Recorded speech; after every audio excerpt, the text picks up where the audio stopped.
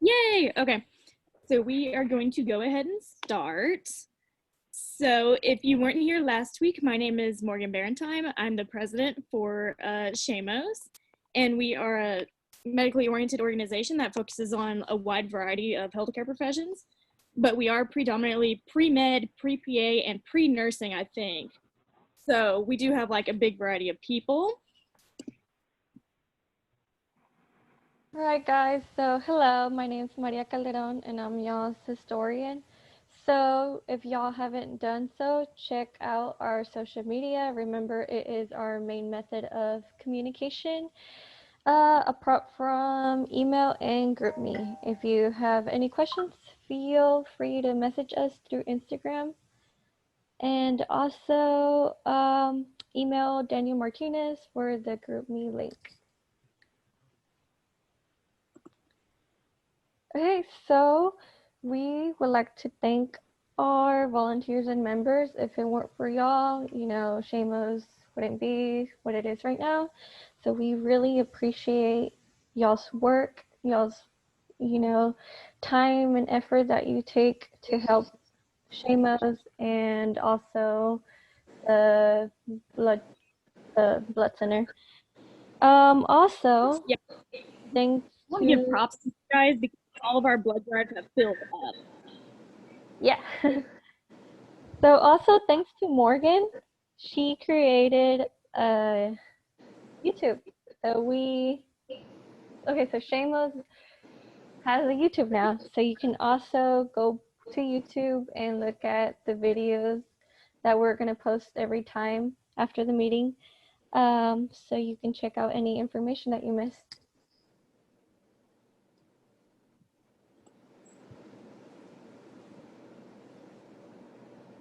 Okay, so org link is kind of sort of important. So it's a requirement for you to be a member on org link. So if you're not, just go ahead and request to join, or I'll give you my email at the end and you can email me for an invitation if that makes it easier. I don't know what this little green line is on my screen. I don't know how to get rid of it. So I apologize for that. um, but yeah, so you have to join org link. And then is Denise here? Okay, I think she's working. Okay, so how to become a member. So we do require that you get 10 service hours this semester. We went down a little bit because we know that the pandemic has made it a lot harder for you guys to get hours. Um, and then also something that we're doing that can kind of sort of help you guys like in the following semesters is everything that's earned over the 10-hour limit will roll over to the spring semester.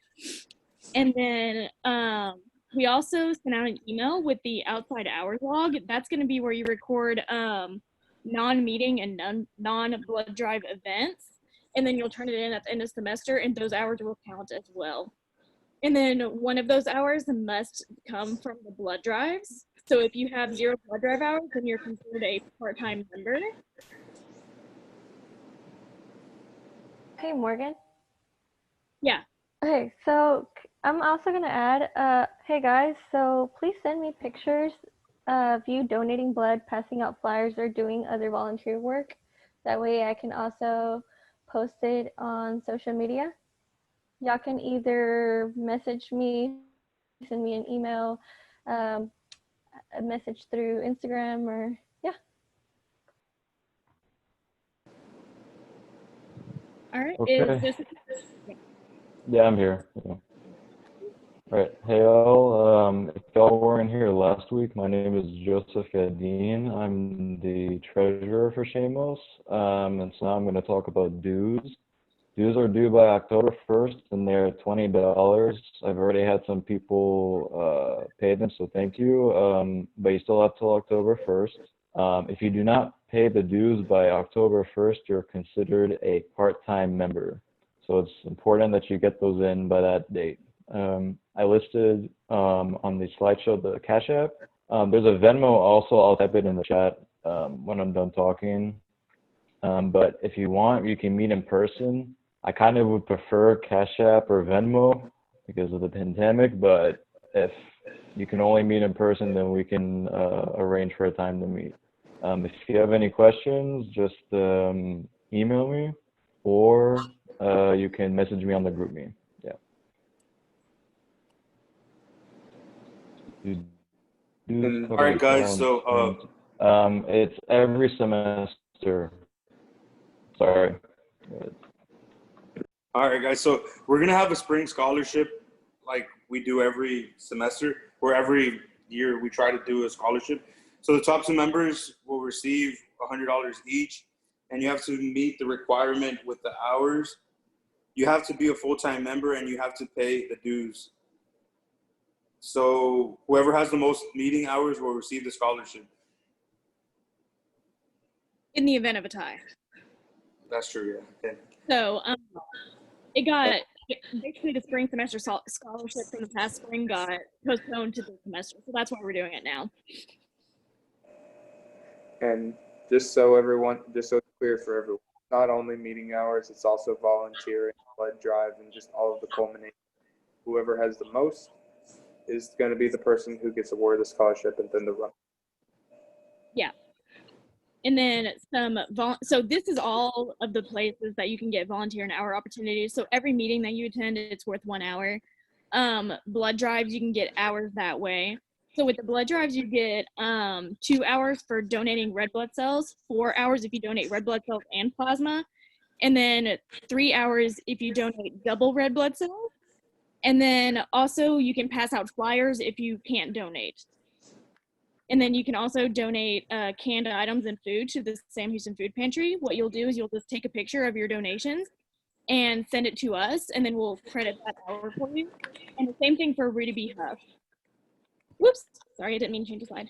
And then we're also starting up some Zoom STEM tutoring. So contact Denise Garcia at this email if you're interested in doing tutoring. It's gonna be for K through 12 kids. So it's nothing, super, super complicated, but they do need some help. And then any volunteering that you do outside will count as well.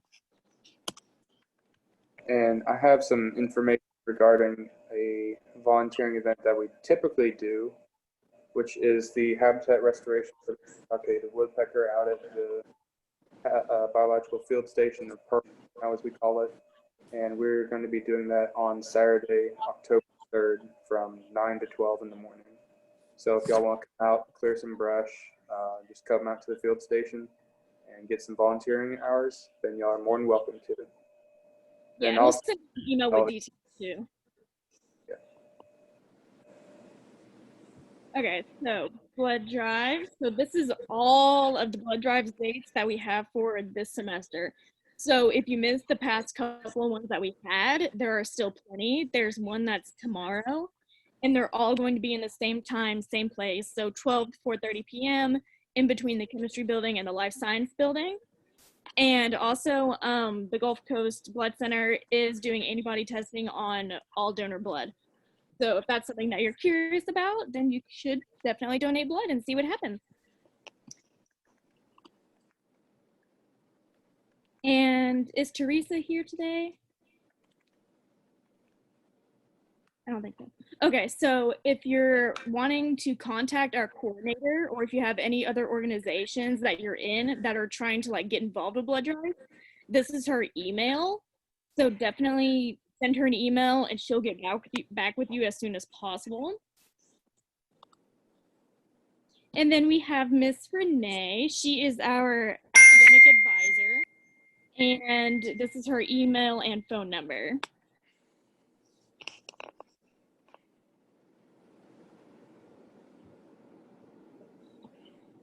Mrs. Harris, if you'd introduce yourself. Oh, you're muted. Oh, Sarah's muted. Okay. There you go. Now. Okay. Hi, everyone. I'm Renee Harris. I'm your pre-health advisor. I'm located in the SAM Center, and advising officially opens Monday for spring 2021. I'm on.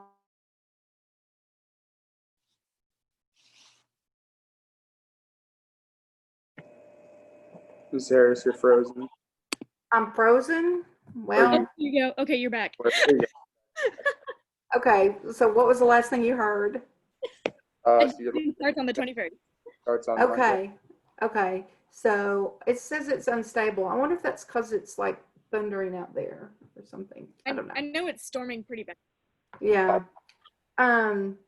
So you can make your appointment by going to the Sam Center Campus Connect, make an appointment, choose Sam Center online, and then you pick your profession, and then I come up as your option. So that is the process for making an appointment. It's actually easier than it used to be. I'm easier to find. I'm already booked for the first 2 weeks, so get your appointment if you haven't. And other than that, that's kind of my big thing. I'm still there. All of the appointments are virtual, just like your meeting. Your choices are email or Zoom. I really prefer Zoom, guys. I'm having student withdrawal over there. So it's really great for me to be able to see you guys and visit with you. And it really is just a better exchange all the way around than exchanging email. So please, when you make it, please consider doing it so that you can have time to have a Zoom. Does anybody have any questions about advising or anything else that you want to ask about? Nobody?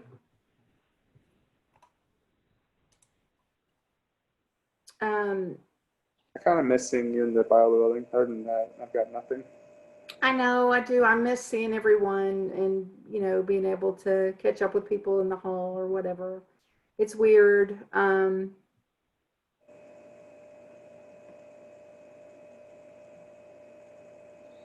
think you're frozen. Yeah, I think it froze again.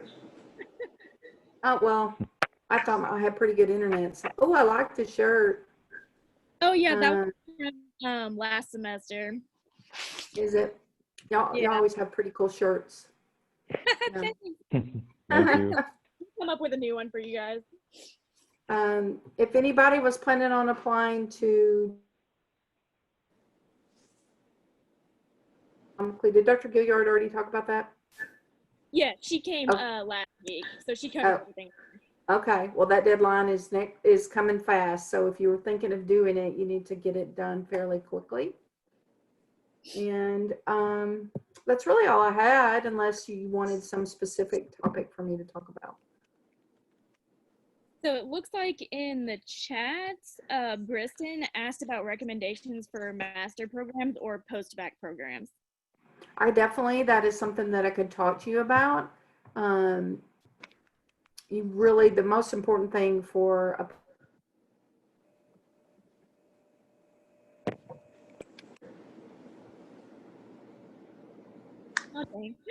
a program. Did I freeze again? You did. Okay, it must be the weather. I usually don't freeze. You just need to get on their websites if you have one in mind and look at the timeline because it varies per program. But I definitely can talk to you about post-bac programs, the ones that I'm familiar with and how to find them. Did y'all get any of that? Yeah, we got that. Got it. Okay. All Got right. it. Anything else?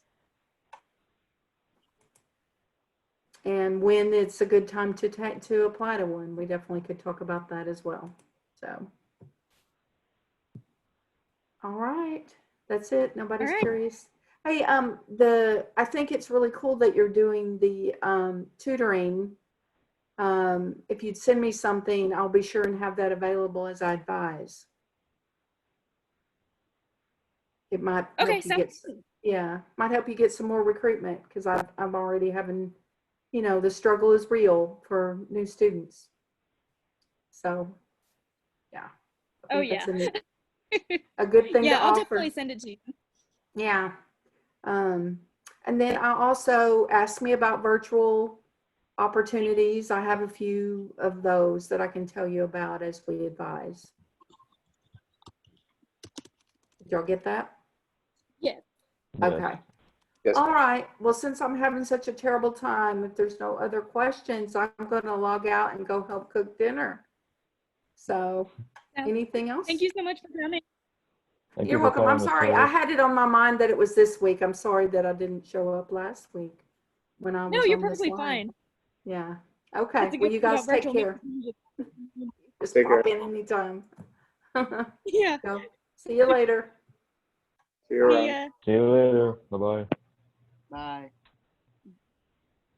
Okay, so returning members. So if you remember last spring and you paid your dues and you were able to order a shirt, we do have them, but you have to contact me by October 1st at the latest. After October 1st, then the shirt is going to become Shamos property.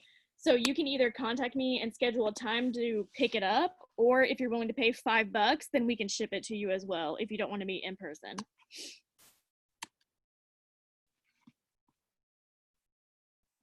All right, and then here is all of our contact information. So if you have any specific questions towards like a specific part of the organization, this is everyone's contact information, and I'll post this PowerPoint on OrgLink as well so you have access to it. And now we have our speakers.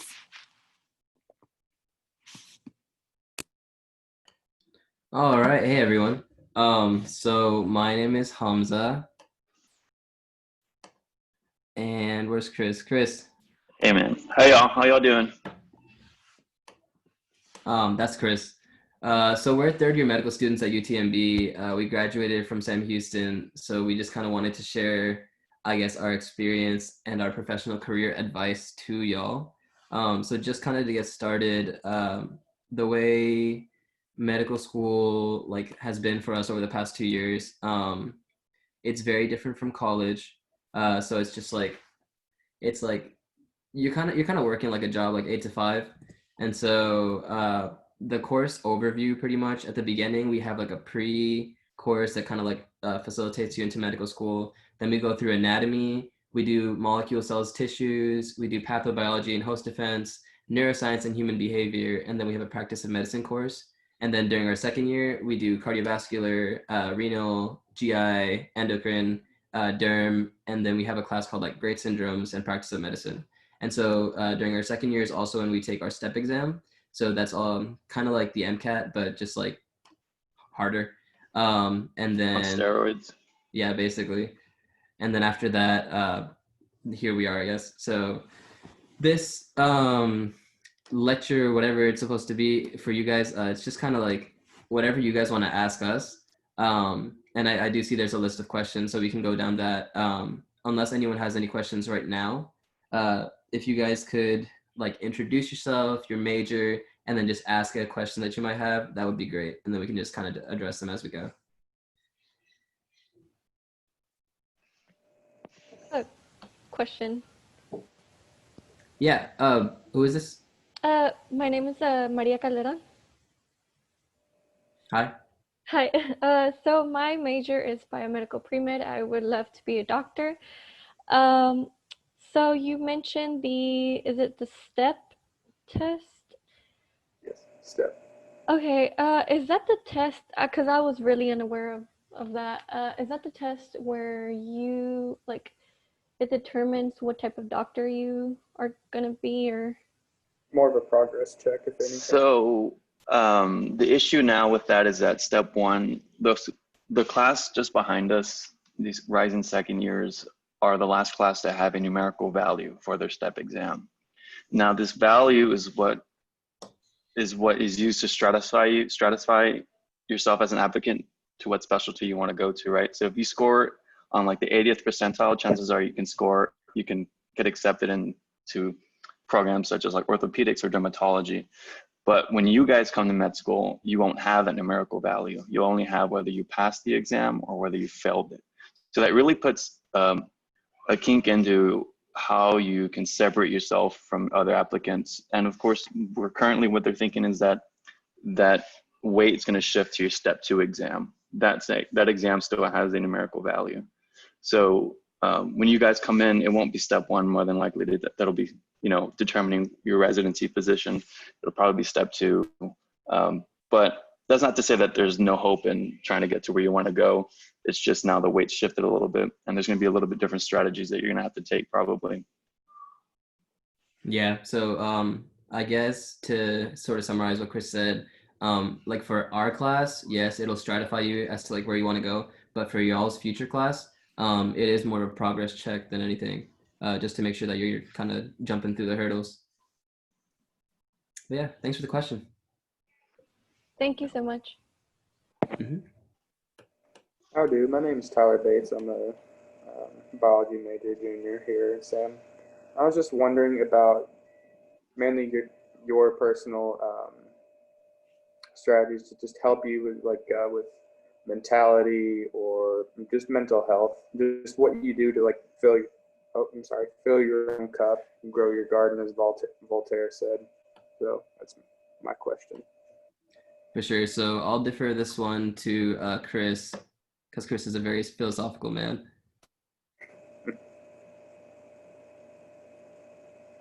Sorry, I was on there. Yeah, so I like that you mentioned Voltaire. During my time at undergrad, I read a lot into existentialism and Buddhism and trying to figure out, like who I am and my like place in the universe is and all that. This is my girlfriend Lauren. She's also an SHSU alumni, but she just graduated the PA program, so she's doing more adult things than I am. So yeah, man. So it took a while to what really helped me in undergrad, kind of, get the fire going, was just realizing that I am responsible for the life that I live. The consequences of my life is the consequence of my choice or of my choices. So, and it's a lot of pressure to think about it like that, but I really try to gear it towards making seem something that seems so intangible tangible. So what I would say the mentality I have is that first recognize that you're human. I think that's where to start. That's a good place to start at, and that you're not going to be the smartest person in the room, especially when you get to med school, because there's people out here that finish step in like 3 hours, and it's like, oh my god, an exam that's supposed to be 8 hours, they finished in 3 or 4, and it's just like, okay, you got to realize where you're at, accept it, but use what you have to your advantage. I know the biggest challenge for me was feeling like drowning with my colleagues here in med school. Just trying to keep your head above water. And I think at the end of the day, if you can just set a plan for yourself and say, I'm going to get X and Y and Z done today, and tomorrow is a new day where I'll get A, B, and C done, and just kind of keep things in a list, but attack it one day at a time, you can really keep yourself from feeling stressed. I know that's a problem that I had in undergrad, because I know for those of us that are pre-med, we took 3 science classes in one semester, each one with a lab, and it's like insane. But at the end of the day, you just got to remember that you're human, you're trying your best, and you do have a goal to reach there, but try not to take it in big leaps, take it in small steps. So I don't know if that helped you a little bit, but yeah, hopefully that answered a little bit about. I appreciate it.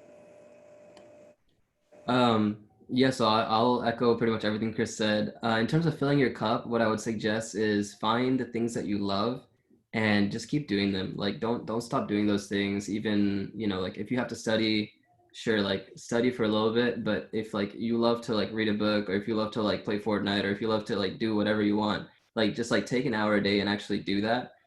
Because you'll find that your productivity is so much better when you do, like, I mean, it kind of depends on the type of person you are, but at least for me, like I'm a lot more productive when I can take kind of like small breaks in between what I'm doing.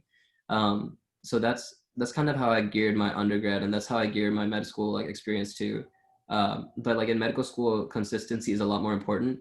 I could get away with pulling all-nighters in undergrad, but you can't get away with that in medical school because there's so much information. And so trying to get those habits in earlier will definitely help. Another thing that I would suggest is there's a book called The A Game. I don't know who wrote it, but I was suggested it as an undergrad, and I read it and I took it to heart, and it was pretty good. So it's ironic you said that, because that's what is required, or required. It's highly recommended in all of our freshman science course labs, like with zoology and botany. I'm a TA for botany here, so we have to recommend that in our syllabus. And so all the incoming freshmen or whoever takes botany sure gets their ear talked off about the book, if I can say that. very good. That's awesome. What book was that? The A Game.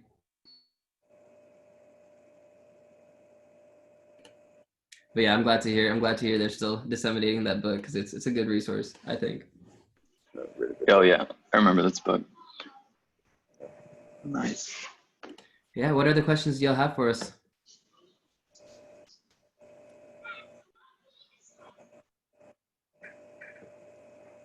Hello. Yep, we can hear you.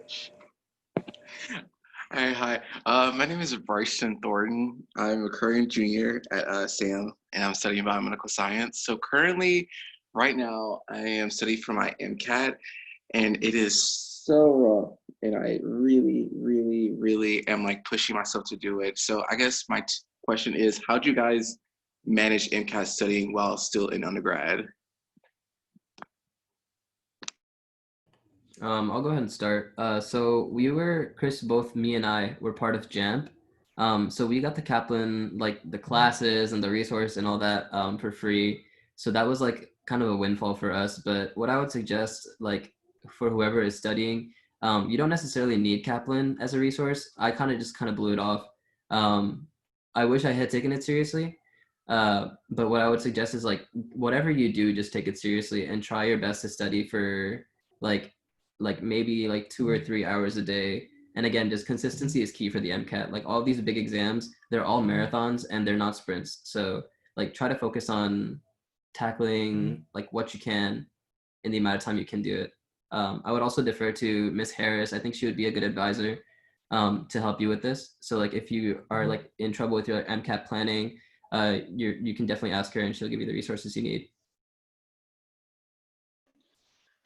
Also, what helped me was figuring out what I was already good at. So like for me, it was like chemistry and a little bit of biology. Sorry, that's the outside. So like chemistry, I was a chem major with a biology minor, so I put chemistry as the last thing. But my weakest things that I realized right away was the cars section and physics. So those were the two things that I kind of hit the hardest. And then after that, I started thinking about, okay, let's go into a little bit of genetics because I'm still kind of weak at genetics. And then after that, towards like within the last month before my MCAT date, I started, flipping through chemistry. So I would probably set it up that way too, along with what Hamza said, doing a little bit each day does really go a long way. Even though at times it might not seem like it, but that's really what med school is about. Sometimes we have other obligations that we don't really get to study. And so, we put 3 hours a day and eventually we're like where we need to be in order to, catch up to for the exam or whatnot. But yeah. And When also, do you? Oh, sorry. No, go ahead. Appreciate it, Chris. Like if you feel like you're drowning or if you feel like you're struggling, like that's completely okay. Like don't be too worried about like what score you're gonna make on the MCAT, but worry more so about like how can I put my best effort, pretty much like how can I do my best every single day in order to get like a decent score, if that makes any sense. Like don't worry so much about the number. Yeah, I feel like worrying about the number is a distraction, right? Like I was telling someone earlier, it's like when you need to focus on the tangible things right now. Like what can I do right now to get the score that I want? And the thing is you talk about making sacrifices, you talk about making a schedule and sticking to that schedule, like Hamza said earlier, like just dive into whatever schedule you set for yourself and stick to it.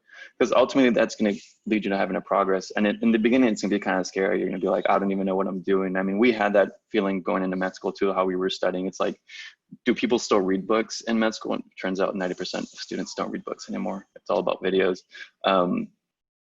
So we know what that's like. It's scary, but have the faith in yourself and stick to it. But I was going to ask you, Briston, when do you take your exam? When do you plan to? So I plan on taking my exam in July, and currently right now I am not like heavily studying. Right now I'm just trying to do what you said, like get at least like an hour, 2 hours in reading the Kaplan books, and then towards closer to that time was getting UWorld and just doing practice exams. Yeah, I would say probably start practice exams. You said July. I would probably start doing practice exams like maybe, I don't know, Hamza, March. If that's kind of like when you take it in July. how would you do this? Because I like what you're doing right now is, doing a little bit every day, reading, but not really, diving too much into it. But there's a certain point where you're going to want to like ramp up your studying, which I'll leave Hamza to figure out would be best.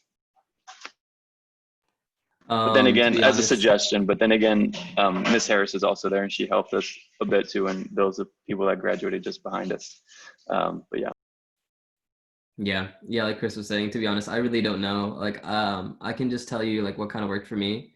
And like Chris said, the practice exams, I think we did a lot of practice exams and they helped the most for, at least for me, for the MCAT. Doing questions is probably the best thing that you can do with your time, like active learning. It's always much better than passive learning. So like just scanning through books or like watching videos. If you're not questioning or like doing questions on them, and trying to remember like, oh, what concepts that I'm like weak on or what concepts can I pull from this, then it's not as great a use of your time as would be doing questions. So I would encourage you, like right now, reading is good. Try to build that foundation. And then once it's time to ramp up, start doing some more questions and like consolidating the information. Everything starts coming together. You just have to put enough work in, I think. But yeah, also you guys don't have to ask like super serious questions all the time if you want. This is again like very informal. You can ask us about like favorite food or whatever. So just a suggestion. Since oh sorry. Since you said food, I was just wondering, do y'all?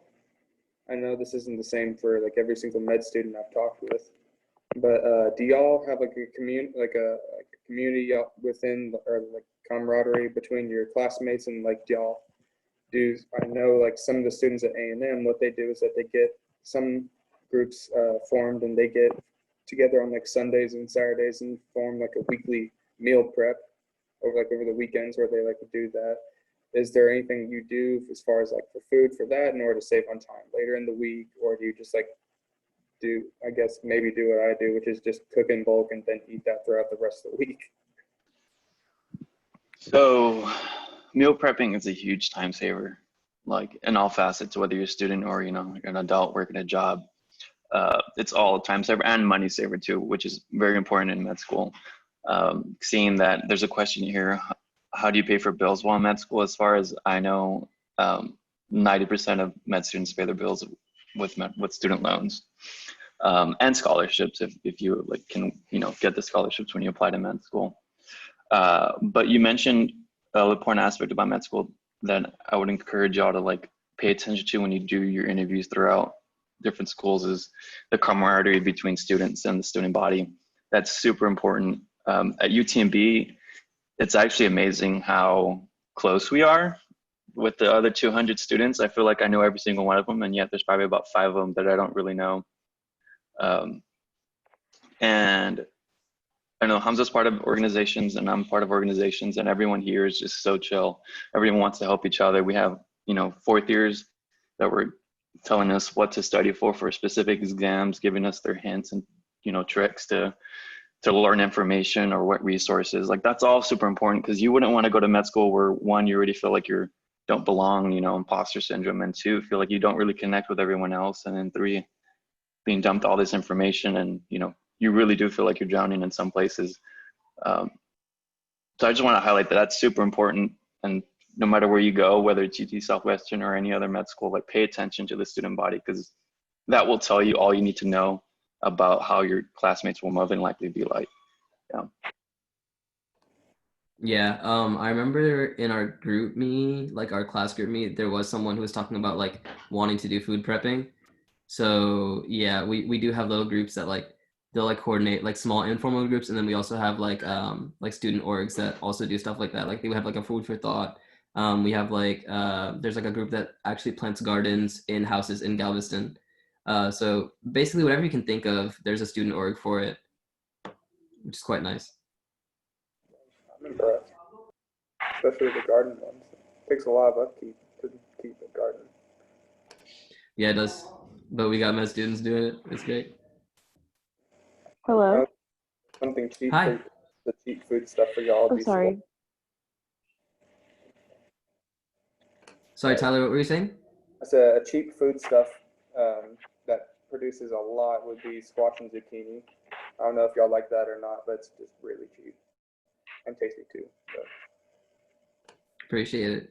I'll add it to my garden. Hello. Yeah. Hi, I'm Shelby. I'm a chemistry and biomed major. I was just wondering, it was kind of like an open-ended question for, I guess, anybody. Like, what are your thoughts on gap years? Or like, did you guys do gap years or no gap years? So, I didn't personally do a gap year. I know some other people who have. Some people have done gap years in like service. Other people have done gap years in like research. So, what I would say in terms of like gap years is that it would be good if you think that you're like, if your application is weak on some specific thing, but you get out of it what you put into it. So if you're trying to do a gap year to like boost your resume for medical school, make sure you're actually putting the work in during that gap year. Otherwise, I would suggest like go in and apply like as soon as you can, because I think it's probably best to just go in to medical school from undergrad. But I know that that's not realistic, and that's not what everyone can do. So that's what I would, I guess, like offer as advice. Yeah, just to feed off a little bit what Hamza said. Like you said, you get out of it what you put in, and specifically depends on what type of schools you're looking at to apply. If you're looking at competitive schools and you want to take a gap year to bump up your resume, then yeah, you're gonna want to put the work in. But if you're just kind of like spreading a blanket in applications and hoping to kind of land at a school, then you probably wouldn't want to take a gap year if you feel confident in your application and just apply right away. There's a little bit, it makes sense to go in right after college if one, you're not like burned out, or two, life happens and sometimes you can't. And that's completely that's understandable. But there's colleagues of ours that have been out of school for like 4 years, 3 years, even a year, and they forget what it's like to study, and they've forgotten how they learned. Granted that when you come to med school, you're learning how you learn, like changes drastically, but still that feeling of kind of starting handicapped in terms of how you're learning and wanting to learn is a struggle sometimes. So like Hamza said, it depends on who you are. If you feel like you can take a year off and bump up your resume and come back, still feeling confident in how you learn and needing to how you learn, then no problem. But just like all med students, you more than likely will have to relearn. So there's pros and cons to it. But in the end, it's ultimately your choice and how you want to do it. But my recommendation would be, if you can, go right out of undergrad. It just kind of streamlines the process, I guess, because you're still in that study mode. You're still in the, I want to sit down and prepare for exams and whatnot. So. Yeah, and then I guess just to add to that, there are people who are like 40 and 50 in our class. There are people who have done their law degree who are going into medicine. So it's not impossible, even if, like if it doesn't work out, say next year, or if it doesn't work out, like even in like 10, 15 years, like going to medical school, I think is more a matter of like motivation, dedication, and time than it really is about like, oh, how smart am I? Because honestly, like you've got two knuckleheads, me and Chris both, who came from Sam Houston. We were able to graduate. We were able to get into a medical school. And so, I mean, if we can do it, you guys can too. I have a question. Yeah, go for it, Maria. Okay, so since you said, okay, knuckleheads, okay, I think y'all are very smart, and No. I don't know y'all, but the way how y'all talk, as a first generation, coming from Mexico, I think like that. I feel like I'm not worthy of becoming a doctor, but I guess like my determination is like helping me out. Um, so right now, I'm struggling with like GPA and stuff like that. Was y'all's GPA good for medical school? If y'all would share, So my overall GPA was like a 3.73 or 3.76, maybe a little bit lower than that, because that last semester where you kind of like find out you're graduating and it's like you already kind of know where your med school's going, or where you're kind of going for med school. It's a little bit difficult. But yeah, I didn't graduate with a 4.0. I didn't graduate with like, I had a lot of B's in class. but not enough. And I don't think that whether you're a straight A student guarantees you going to med school. Like, that's reality. Like, you can have the most crazy experiences on your resume. You can be the smartest person there is in the room, but med schools will not like you if you don't have that personality that they're looking for. And what UTMB does, they do a really great job of screening for personality. They look at people with life experiences. Like, if we walk, like, we have a JD, a person who has their law degree in our class. We have people who like are just amazing at being human, and here they are going to be a doctor. So don't put a lot of pressure on yourself saying, like, I don't have the strongest GPA, I don't have the strongest research. I think if you can, build yourself up in different aspects of your resume, then that opportunity of getting into med school is just as likely to happen for you. So don't be too much into your head thinking I'm first gen, I don't have, because I'm also first gen getting into med school. I'm the first person to ever be in med school in my family, and amongst the few to ever go to college. So that emotional motivation that you have for yourself from your family, from being from Mexico, like, use that to propel you forward. Because when it gets rough in med school and even in college, you're gonna need a rock to, like, rely on, and that's your family, and that's your faith, especially faith. Like, you can ask Hamza, he prays every day, and I'm super, like, I don't know, that's amazing that he does that. So you need these core traits that keep you human, to keep you, strong in your journey. But don't be afraid whether your GPA is strong or not. It can happen for you, okay? Okay, thank you so much. So would you say that UTMB takes like a holistic approach to the interviews? Yeah, for sure. 100% UTMB takes a holistic approach.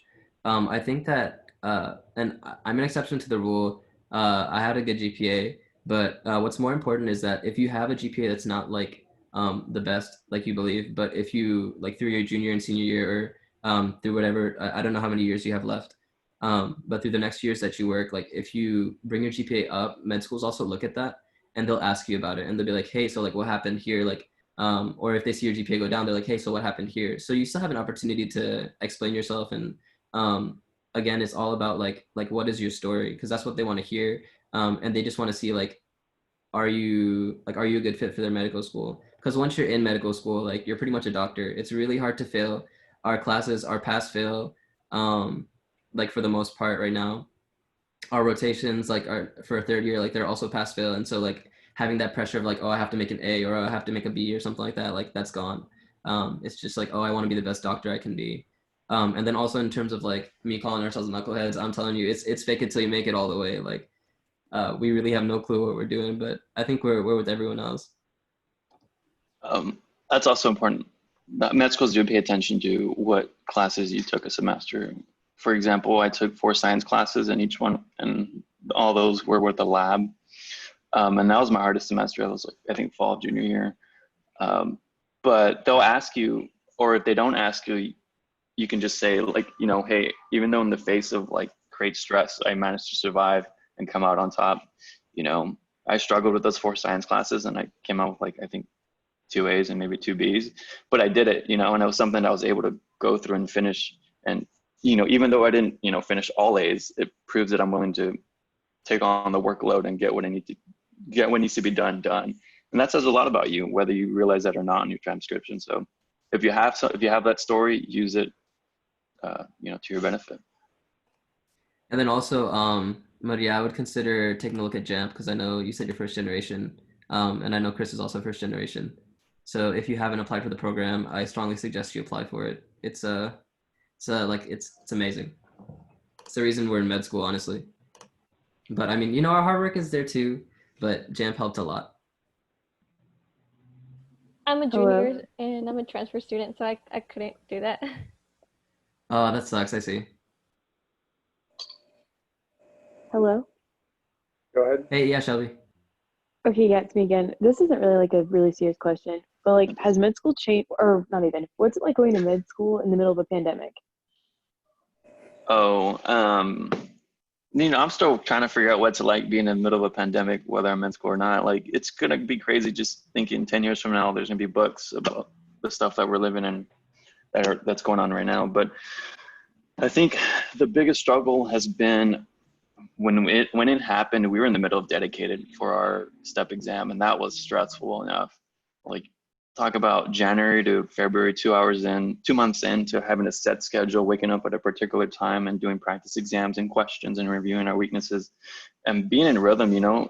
And then all of a sudden, classes are canceled, everything's online. I have to study at home, even though I never do, because it's hard for me. You know, my home is a place of relaxation for me, so I try to study somewhere else. And having to reframe, you know, that setting into a place of work was super difficult. I know students that took 2 weeks off from school, or you know, almost a month off from school when the pandemic happened, and even more so when we were taking our step exams and they were canceled. Like, it's been insanely stressful, and it was stressful. But I realized that in the end, it became a marathon, right? A lot of people think dedicated, where we take those 3 months of hardcore studying, 12 hours a day, to some students, maybe 16 hours a day of studying for a step exam. When step got canceled, I knew immediately, okay, this is a marathon. This isn't a sprint anymore. I have to take care of myself. And Hamza would like go out and fish often, and he'd go see his family, you know. So what's it like being a med student in the middle of a pandemic? It was stressful in the beginning, but you've learned to find the, I guess, beauty in it, where we finally got to like slow it down and spend time with our family and do the things we like. I don't know, Hamza could probably speak more into what it was like, but yeah, for me, it was the rhythm. Once the rhythm got broken up, it was tough. Yeah, no, same here. I got to go back to Houston, so I'm at home right now, which is really nice. I'm like a homebody, so I really, really appreciated getting to spend time with family. But also, like, it did take a toll on my studying. I had to go back to Galveston for like 2 or 3 weeks. So I was like, look, I gotta get serious. I gotta get this stuff done. And then I came back home. So Zoom is or like COVID and Zoom going hand in hand. It makes classes a little bit harder to like pay attention to, just because I don't know, like, I don't know if you guys get like Zoom fatigue, or if you guys get tired of staring at a screen all day, but for me, it's just like, I just get tired, I get sleepy. So I've been kind of sleeping through the past couple classes, which is not the best, but I guess it is what it is. But after COVID, like, or I guess not after COVID, next week we start our rotations, which is like in person. And so I'm going to get back into like going in and doing things hands-on, which I really enjoy. So we can go ahead and I guess answer the questions that you guys have written down, just because I don't want to miss anything. So during undergrad, I struggled most with, ironically enough, Dr. Gilliard's class. She had a molecular bio class, and that was like the hardest class I've taken in my entire life at Sam. So if you do take that class, be very nice to her, and do your best, because it's a tough class. What did I struggle most during undergrad? I think it was slowing down, you know, myself from wanting to study all the time. I had this crazy obsession showing up to Sam that I needed to study 24 hours a day, and I would get like 5 to 6 hours of sleep a night. And it got to the point where I was having nosebleeds daily for a week, and I started hallucinating and stuff like that. Then I quickly learned that it's not worth it. It's not worth it to torture yourself. Even in med school, it's not worth it to have sleepless nights and torture yourself like that. You know, like they were saying, like someone was saying earlier, mental health is a huge thing, you know, and when you take care of yourself mentally, you take care of yourself academically, and productivity shoots through the roof when you're doing the things you enjoy. So that's one thing that I struggled with, was learning to slow down, you know, hit the brakes and just kind of, you know, enjoy my time as a student. Yeah, I think it's like from college onward, it's just a game of like balancing, like making sure you balance your extracurriculars, your free time, like your school time, make sure everything's kind of balanced. And sometimes certain things will need more attention than others. So it's just like a dynamic balancing act. What do I like most about medical school versus what I like the least? I would say I'd say 2 things. The first one is being actually able to see the knowledge that I learned applied. So being able to be like, oh, this is what the heart sounds like. Now I get to listen to it on a patient. Like being able to recognize those things on someone else, and being able to help someone with the knowledge that I have. Like, I feel like that's pretty profound. And the second thing I like about it the most is the students. Like Chris said, like everyone's amazing. So med school is just, it's so much better with the cohort that we have, and being at UTMB on the beach, like it's so much better than like being somewhere like at another med school where you have to like study like nonstop and you don't get any free time. So what I would like the least about medical school, I would say, I think not having free time to like spend with family, like because I'm big on family, and so med school is a very big time commitment, and so I would promise people like weekends or weekdays, but it just didn't work out sometimes, and so time management, I guess, would be like the biggest thing. Time management, not being able to see family. So my favorite thing about med school is you finally doing what you always wanted to do. You know, no more learning about how to write technical writing or how to history or whatever. Like, you know, those are maybe personal interests, but ultimately when you are finally doing what you want to do, your like interest just peaks. So that's what I love about med school. It's finally, I'm surrounded by a group of people that are as nerdy or even more nerdier than I am. And we're learning the beauty that the human body is and realizing that, you know, science is very complicated sometimes. What do I like about the least?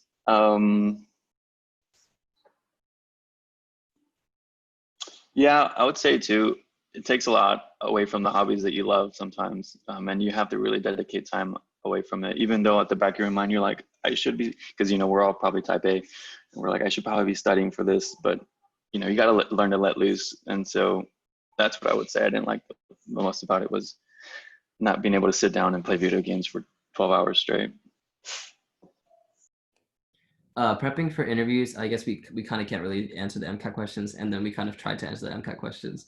So prepping for interviews and what it was like for med school interviews, because we were JAMP, we got to interview kind of everywhere in Texas. And so what me and Chris had done was we interviewed each other, and then we pulled up this like website. I don't know if it was Columbia or like what website it was, but it just had a list of like 50 interview questions for med students, and we just went down that list. And then we just like suggested to each other, oh, like this is what you can improve on. This is what you can change up and stuff like that. That was really helpful. And then I also like consulted with like there's like an academic business interview people stuff at Sam Houston. So like I went there and I was like, hey, give me an interview. They're like, okay, we'll do it. And then I'd interview with them, and that was helpful for me too. So I put a link on the chat, the exact same list of questions I mean Hamza used. That's like 100 and then some practice questions that we go, and we just kind of scroll through it. We're like, all right, there are like high yield questions that we know for sure they're gonna ask, and then there's some maybe questions that we don't know. And then there's some questions that we didn't even think of. So we kind of went through it all and kind of figured out the tough questions that were hard to answer, and kind of forced ourselves to come up with, you know, an answer that made sense.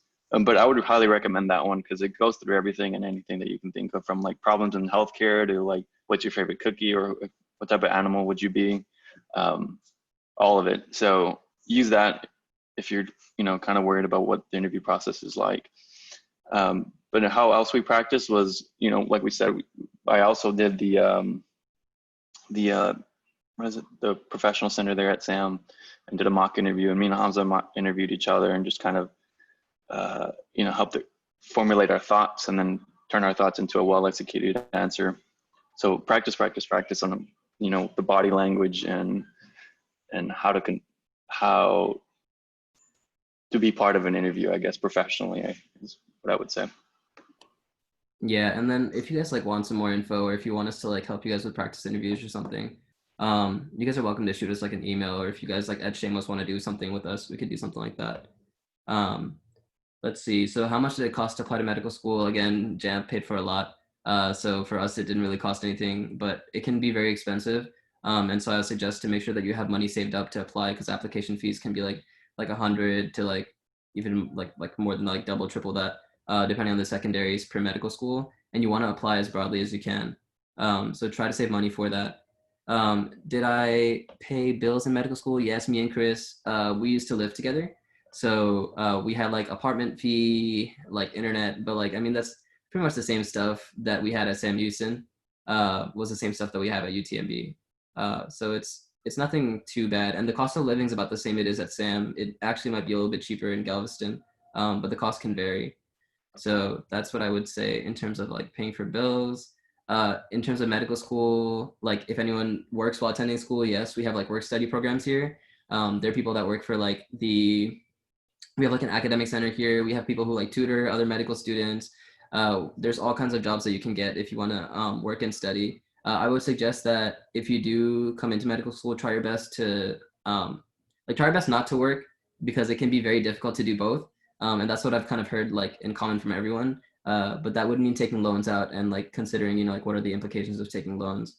Like what kind of doctor do I want to be and how much will I have to pay back those like loans when I become a doctor?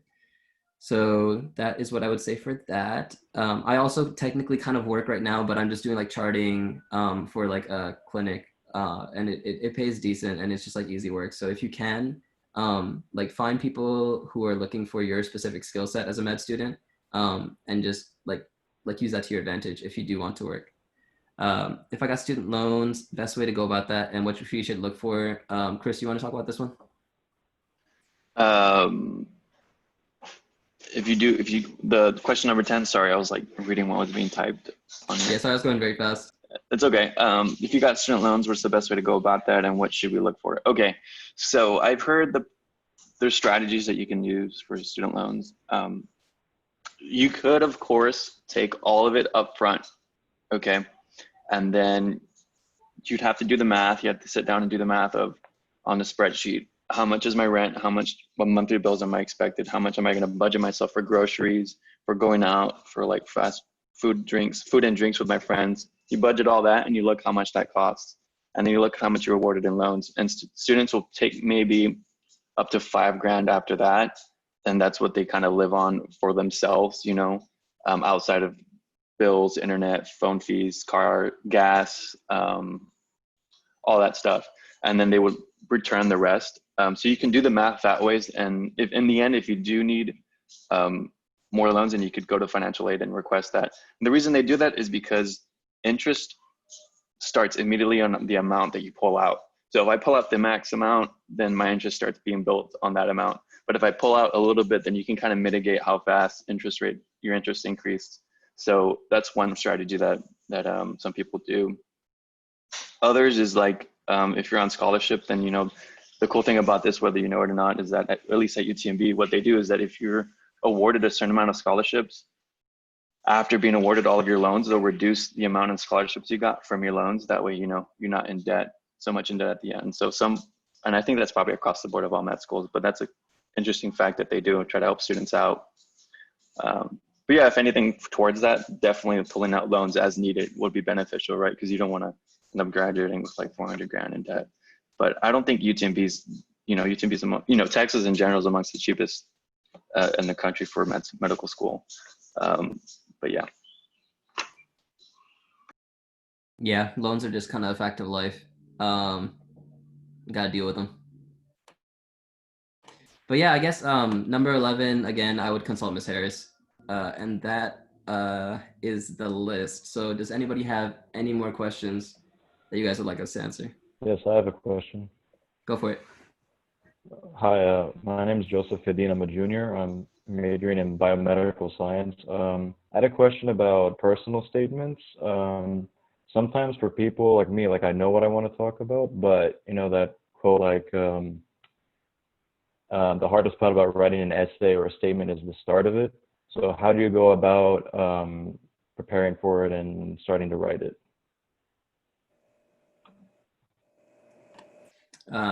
So I'll defer to Chris. Okay, so this is how I would start it. If first and foremost, the way I wrote my personal statements was I had some idea the point that I wanted to get across, and I had some idea of how I wanted to execute it. But I always try to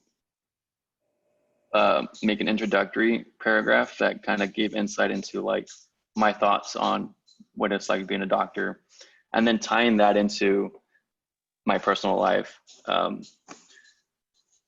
Yeah, I know personal statements is going to be tough to write. You know, we have to go through personal statements again as we get ready for residency, and that's going to be a struggle. But what I would suggest to you, just kind of, if you know what you want to write, but you don't know how you want to write it, just write. Just like sit there and just write and keep on writing. And then when you're done, after writing a few paragraphs or whatever, you can go back and see, okay, what's my overarching theme? How can I better transition between this paragraph and this paragraph, and then kind of filter that out and rearrange it. And that's largely how I did my personal statement, because I didn't know when to end. That was my struggle. It was like, I knew how to start, I knew how to get from point A to point B, but I didn't know how to end. And so I would just write and write and write. And eventually I had something that I would have to filter through and piece together. But it also helped having someone else to read my personal statement. Like, does this make sense? Like, I'm trying to have this statement as its overall, theme. When you read this, does that, come through to you? And, the person can be like, yeah, but it's kind of missing in this part of the exam, this part of the essay. So that's one thing I'd have. And I know people there at SAM help you with executing and writing the academic success under there. But yeah, my overall thing would be like, have an introductory of like, that leads into your personal life, but write it in such a way that kind of is powerful, like you want to come across as human though. That's the thing. You don't want to be too technical in your writing. You want to come across as someone that's human and that you have a story that you're passionate about. But that's all about vocabulary and sentence structure. But yeah, my tip would be just write and write and write, and then look at what you have and then try to make it into something that you can work with. And that's a good starting point, And I would say to build on that. Oh, sorry. No, go ahead. To build on that, take the principles that like you think that a good physician should have. Like think about what you bring to the table, and then like for me, like for an example, I guess for me it was like I don't want to cut corners in medicine. Like I want to practice it a certain way. I use my experience to like show to the like administration or whatever that like this is how I incorporated that into my practice as a student, and this is what I want to do as a medical student. And so at SAM, I took like a CNA course. I actually never ended up being a CNA, but I had like watched like during the course, like there are people who would like they would like abbreviate their care, and so instead of like doing the whole procedure, they would just like wipe someone like twice. And so for me, like seeing that, like that made me upset, and that made me want to do things the right way. And so like even now, like I think about that, and I'm like whenever I see people do like a physical exam wrong, or when I see people do like some stuff like where they're just trying to cut corners, like I try my best to not do that. And so that's what I would suggest. Like make sure you like boost your ideals with your experiences, because they do want to see like can you walk the walk and can you talk the talk. Thank you. You're welcome. I had I had two questions. One's kind of informal and the other one's more formal type. But Hamza, you said that, or I heard earlier that you fish. Do you do saltwater or fresh? I mean, we're in Galveston, so we do saltwater. I've tried freshwater, but I've had no luck. Me and Chris both fish. Okay. Do you have any particular kind that you like to go for, or? Dude, the fishing scene out here in Galveston is insane. Yeah. Hamza's caught himself a black drum. I've caught myself a few black drum, but if you do come to UTMB, like immediately pick that up, because our fishing group is like insane with the amount of talent people have in terms of fishing. I didn't know how you could be good at fishing, but apparently there's like a strategy and all that. I thought you just like throw the line out and you just get lucky, but no, it's a lot more crazier than that. Dude, we love to fish. Y'all have any flounder gigging freaks? Oh yeah, we do. We went on a flounder run. I think it was last winter, and I caught a very nice, very big boy, and then I ate him. It was delicious. I'm jealous. I've been flounder gigging before, but I haven't been able to get one. But my other question was, you referenced imposter syndrome earlier. Hold on. Flounder fish are called flat daddies. God. Yeah, that's specifically from our friend Danny Pope. He's the craziest, but he's like, yeah, he's real wild about fishing. My second question was, you referenced imposter syndrome earlier. Did that like start in JAMP? Because I'm also in JAMP as well, and I kind of get like the inkling that like you don't belong here, but I just wanted to get like y'all's opinion on that and whether y'all experienced that or not. Every single day. Yeah. Every single day. Imposter syndrome is very real. Every day I'm like, do I really belong here? Like, is this real? Like when I got my step score, I was like, is this real? Like when I took every test, like if I pass, I'm like, is this real? Like every single day you experience it, dude. Like especially being from Sam Houston, and especially coming from like a socioeconomically disadvantaged background, like seeing everyone else around you, seeing them like look all put together and stuff like that, like you just like it's hard to not compare yourself. But something like I think one of our he was like a director or something like that for like our clerkships. He said, don't compare your insides to other people's outsides. And so what I would suggest is like really you're in a competition and like you're trying to do your best. And so don't look at other people and see like, oh, this guy's so composed. Like I can't even be as like as good as him or as close as him, or I don't belong here. You know, like just do your best. Do your best every day. Yeah, don't put those people on a high pedestal, dude. Because in the end, you know, they go home and they look in the mirror and they face who they really are. And at the end of the day, if you can go home and look at the mirror and be proud of who you are, then you're already winning. There's people out there that you know, they're on the pedestal, but you don't know their struggles. You know, you don't know their internal conflicts or what the problems they face. But imposter syndrome never stops, man. It never stops. You have to put a consistent effort of, I am worthy to be a doctor. I am worthy to be in JAMP and to be blessed with these opportunities. And the one thing that I found helped me out was that if I took the blessings that JAMP gave me, you know, being able to coach other JAMPers behind me in our process, that kind of took a little bit out of the way, because then I felt a sense of purpose into why I'm on this journey, right? And ultimately, that's what we want to do as doctors, help others. So if you can constantly put yourself in, you know, of putting others to the light and not just yourself, then it, you know, takes that away altogether. But yeah, man, you know, imposter syndrome robs you of your accomplishments. It robs you of your story that you have to tell. It robs you of ultimately when you get the degree. Like, you know, I have a bachelor's degree. Me and Hansel will have MD degrees eventually, and it's going to probably be like, this is kind of insane. I don't feel like I belong here. But you have to force yourself into saying, yes, you do. Yes, you can. As they say in the Hispanic culture, si se puede. You can. The things you set out for yourself, you can achieve, and you're worthy of achieving. That's all I'm going to say. Yeah, and I think that's a good like wrap up statement, I guess, for us. You guys can do it. We believe in you. We made it, and you guys can too. So, like seriously, just put in the work. That's first and foremost, and then keep that motivation that you have going. Keep that fire that you have lit, and you guys will end up, you know, where you guys belong. So, best of luck. We believe in you guys. If you need any help, feel free to contact us. I put my contact info, and Chris put his contact info down. And so, yeah, I guess, is there anything else like you guys want us to like mention or anything we haven't covered? When does this officially end? I guess I didn't. It was this You know, supposed to end. Yeah, technically it ends at 7, but since it's a virtual meeting, it doesn't really matter. Oh, okay. Okay, yeah, I figured it was gonna end at 7, so I was trying to close up. Yeah, But it it's really up is to up to you y'all. guys. It's up to y'all. If y'all have other questions, you know, we don't have clinicals until Monday. We finished our last like online test class, whatever. But yeah, there is dinner, but I can stick around for another 15, 20 minutes. I actually have one question. It's a kind of general question, but regarding your own personal studying habits, like because you guys have to learn all that information at once that is thrown at you, what do you believe after all the years of trial and error is the most efficient way for you personally? That's a really good question.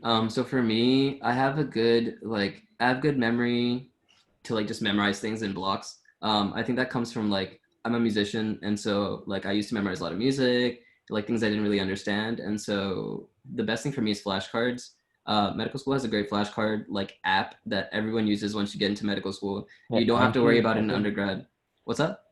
I think it's called Anki or something Yeah, it's like that. Anki. I wouldn't worry about it Anki. during undergrad, honestly. But during medical school, it's like it's the key to success for me at least. It's not the same for everyone, but if you're a flashcard learner like me, then yeah. Would you also do the flashcards for like pictures and like the diagrams and everything? I've done flashcards of like every kind you can think of, honestly, like sounds, pictures, words, anything you can put into a flashcard.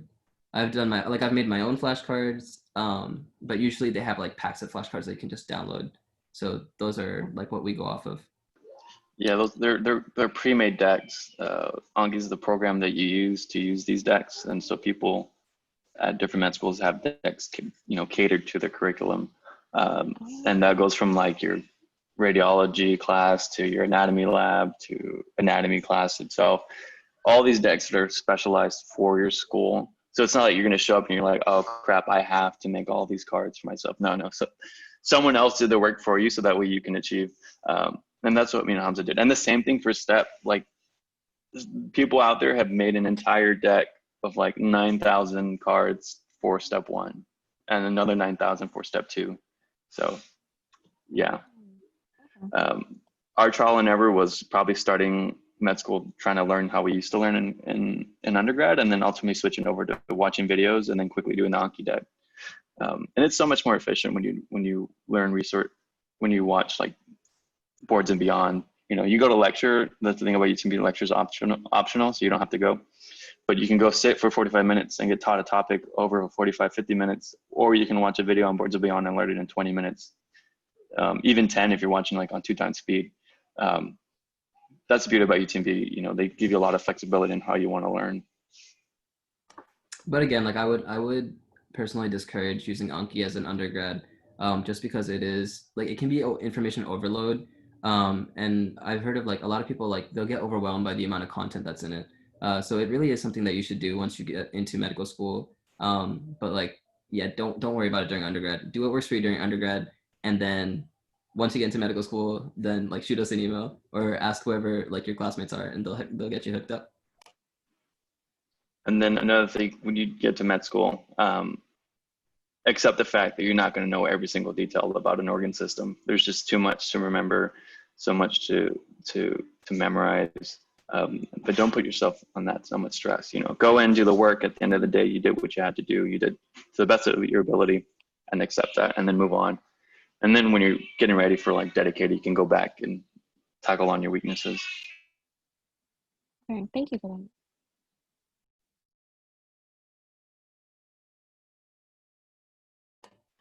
But yeah, thanks for asking all these questions. These are very, very good questions.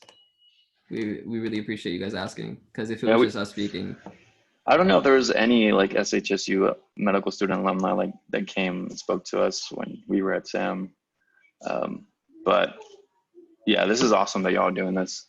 We're super glad to help y'all out. Yeah, thank you guys for taking the time to do this. Yeah, you're welcome. Is there any more questions you guys have? I'll keep asking this until we're like a minute of dead time, and then we can call it. Unless Morgan, you want to call it. Whenever you want to call it, we can call it too. I just actually had a question for myself, because my main thing is organic chemistry. It's notorious here at Sam Houston for a lot of people to fail it. How did you guys go about that? So it was kind of insane. I had the mindset that so I went to SAM hating chemistry, and then ultimately ended up majoring in chemistry, which is kind of funny. Dr. Norman was like, yeah, if you want to go to med school, you have to be a chemistry major. And I was like, all right, I guess I got to learn to love it and learn to put myself in it. But my attitude was that I wasn't going to let a stigma determine how I was going to perform in this class. And I was so obsessed with that thought that I took Dr. Arnie. And people were, if you ask people, they're like, do not take Dr. Arnie. No, I took Dr. Arnie. I was like, if this is like some personal vendetta I'm going to have against this topic, I'm going to go with like the hardest professor. And that's how I did it. I took it head on, and I sat down and I did the hours of studying. But I forgot what YouTube guy did a great job in explaining certain things, but YouTube is your best friend. Like, it took me a while to realize that school isn't the only resource available to you. There's people on YouTube that learn to explain these things a lot more simpler. So that's kind of how I tackled that. Threw myself into the mess and came out fine. But no matter what subject you're trying to learn. Don't let other people instill their fears into you. Would be my suggestion on that. And then the other one would be go find out another resource that explains it better than your textbook, because textbooks are god awful at times. I only have one thing to add to that, and that is to try to make it relevant to like what you want to do. Like as a medical student, we interact with OChem. We interact with a lot of biochem, and biochem builds off of OChem. And so like try to get a good foundation. OChem isn't completely useless. So like try to also have that mindset that what I'm learning isn't like what I'm learning can be used to help people. And because of that, like put your best foot forward and do your best in those classes that are like traditionally difficult at Sam Houston. Okay, thanks. I have a question. Yeah, who is this? Oh, Isabel. I'm a biomedical sciences major and I'm a senior. It's my last semester. Oh, Hopefully. gotcha. Oh, congrats. Thanks. Have you guys like looked into specialties yet? If you guys haven't talked about it already. Yeah, we have. So I'm kind of diehard right now. I have like I'm still keeping a sort of open mind because medical school requires you to keep an open mind, no matter what you're doing. If I've learned one thing, it's that whatever I've like expected medical school to kind of like give me or like to get from med school, like it's actually turned like 180 degrees.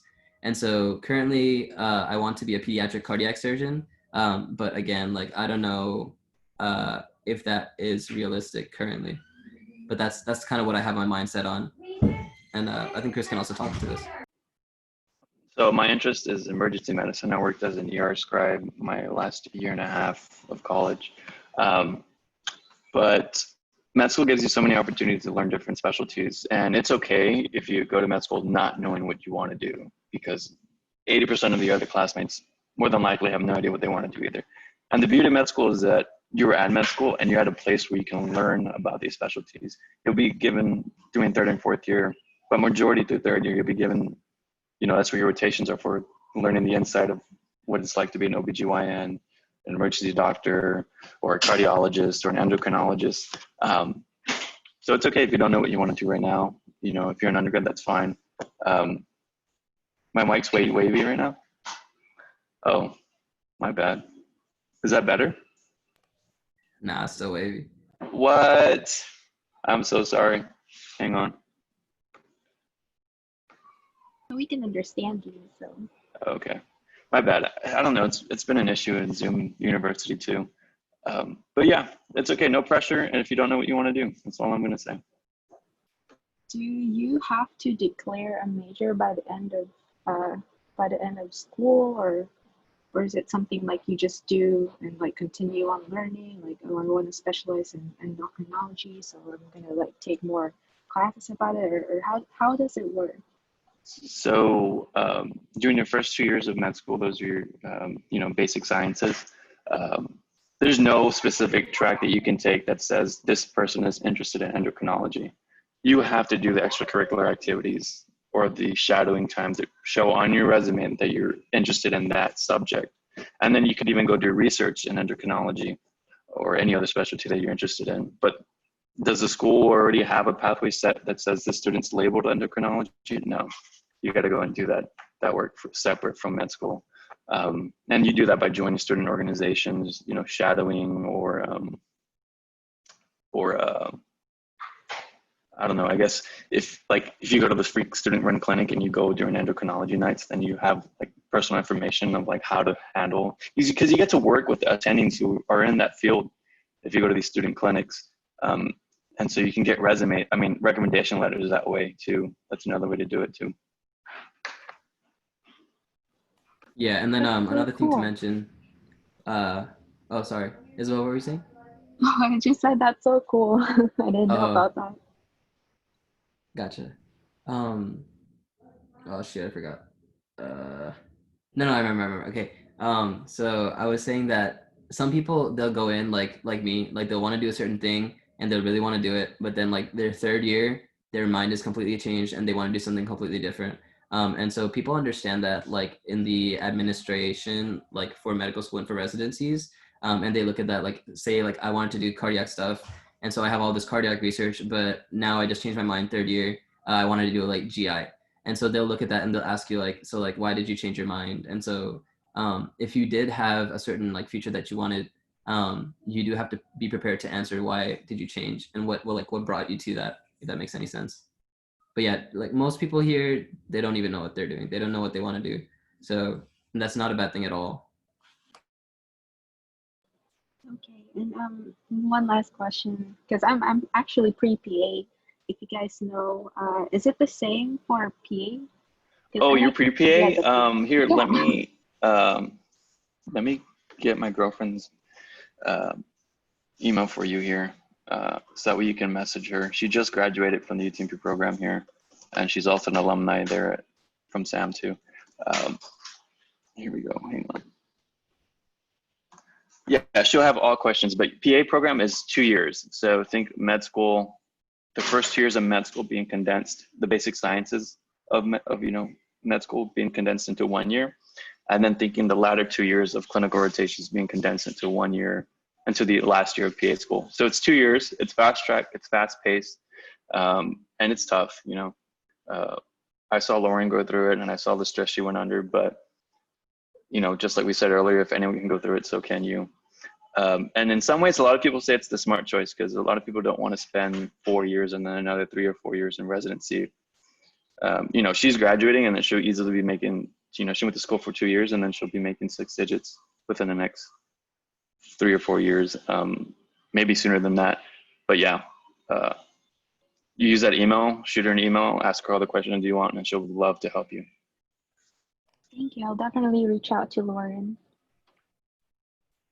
Yeah, and then there's also some people have like this stigma of like, oh, medical students or like medical school, like the MD degree is like so much better than the PA degree or whatever. I don't think that at all. Like I think the PAs are just as smart as us, if not more smart. They are also smarter than us because they save so much time. And so I would seriously consider PA school as well. Like if you're going into medical school, and you think that maybe like you may not have the GPA or you may not have the other experiences, like consider PA school as well.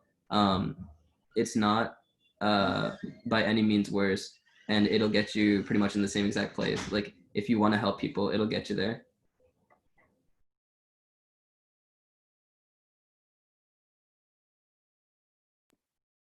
Any other questions?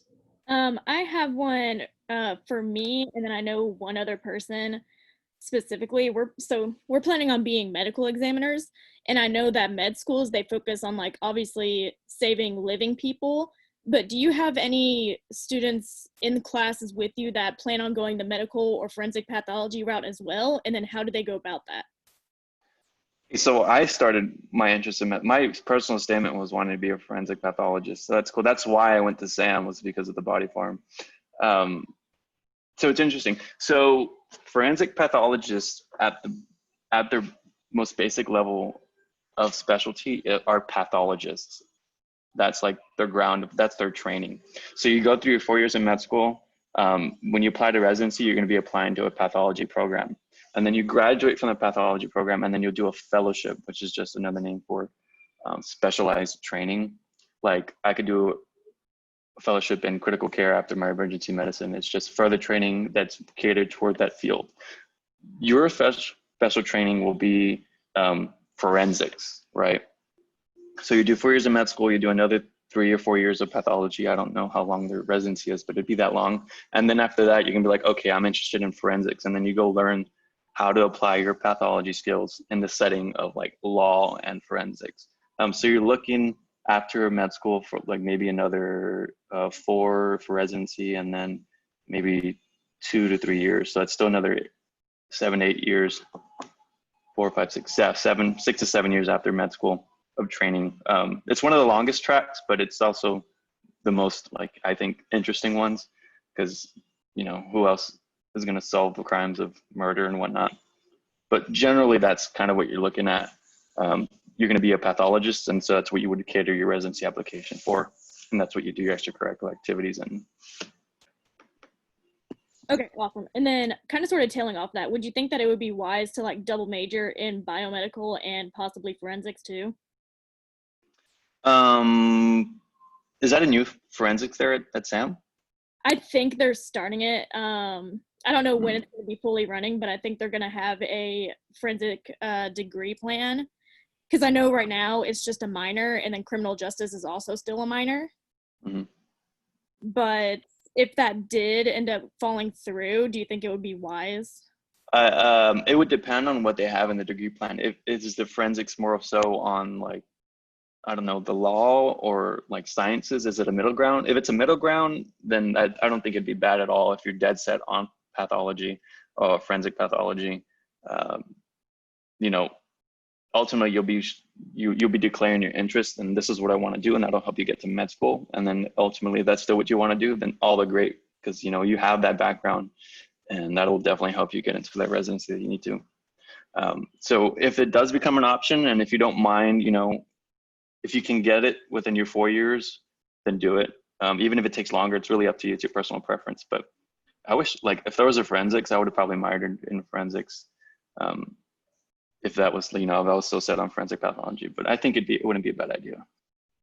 Okay, thank you.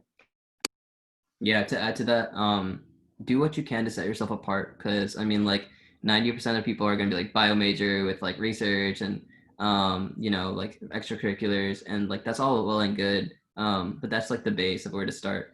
And so you do want to consider like, how as an applicant can I set myself apart from the entire other applicant pool, because like the people at UTMB, like they are extraordinary, but that's because they've had extraordinary experiences.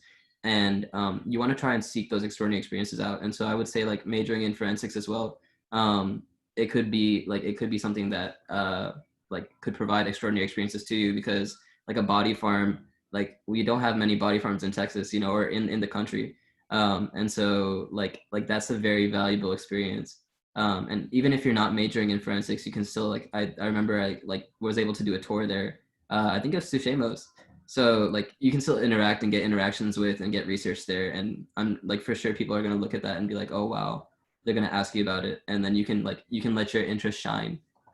Okay, yeah, because they have, the body farm now has like summer classes and stuff, and I already took some. So It has summer classes now? Wow, that's awesome. It was amazing. When I went, it was like so hard just to set foot past the gate. And it's like, and now they're letting students in. That's awesome. Yeah, so it's like for juniors and seniors, they have summer classes, and they're significantly cheaper for us, but law enforcement was there too.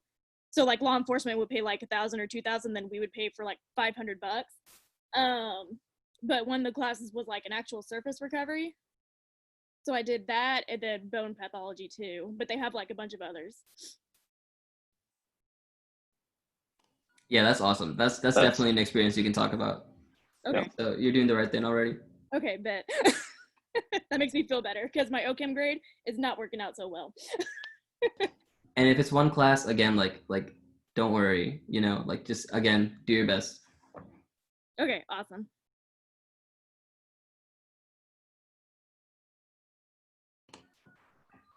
Any more questions?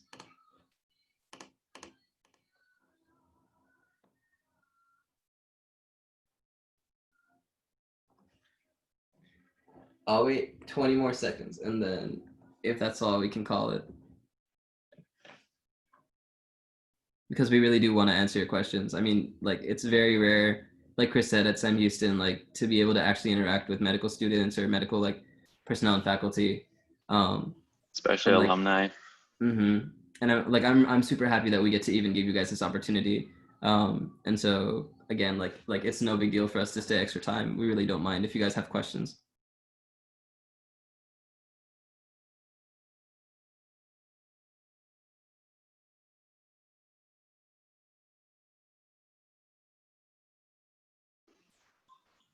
I guess no more questions. So I'm gonna go ahead and make dinner, but my last words to y'all are that stay strong in your faith and stay strong in your journey, because eventually you will arrive. Okay. College can be super difficult, and med school even more so. But you know, if you are willing, then God is gonna lead you that way. So yeah, good luck to y'all. If like, you know, our emails are there, please reach out to us. I'm so eager to help students out, figure out the mess that applying to med school is sometimes. So please reach out. Do not hesitate. But Yeah, guys, thank you all so much. I appreciate it. Yeah, thank you guys. Thank you. Thanks y'all so much. We appreciate it. Of course. Y'all take care. You too.